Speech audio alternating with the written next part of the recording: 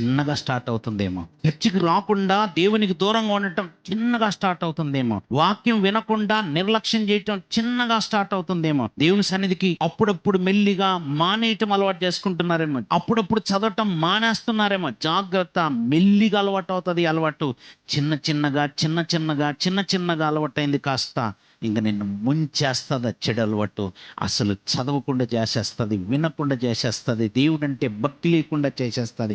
ఒక మాటలు చెప్పాలంటే నీ జీవితంలో అది ఒక గుదిబండగా మారిపోతుంది. నువ్వు అత్యంత ప్రమాదకరమైన దశలోకి వెళ్ళిపోతావు. ఇక నిన్ను నీవు సెట్ చేసుకోవాలని ఎంత ప్రయత్నం చేసినా, ఎవరైనా వచ్చి నిన్ను సెట్ చేయాలని ప్రయత్నం చేసినా నువ్వు భ్రష్టత్వంలోకి వెళ్ళిపోతావు. దుష్టత్వం నిన్ను ఆవహించుంటుంది కనుక మార్చటం చాలా కష్టం. ప్రారంభ దశ ఎప్పుడైనా చిన్నగానే ఉంటుంది. చిన్నగా ఎలా ఉంటుందంటే, ఓ పెద్ద పర్వతము, అలా ఎత్తుగా ఉన్నటువంటి పర్వతం మీద నుంచి ఓ రాయి పడిపోయి అగాధంలోనికి దూసుకెళ్ళిపోతున్నప్పుడు దాన్ని పట్టుకోవటం, ఆపటం ఎంత కష్టమో, ఇక నీ చెడు అలవాట్లను పట్టుకొని ఆపటం అంత కష్టంగా మారిపోతుంటుంది. జాగ్రత్త.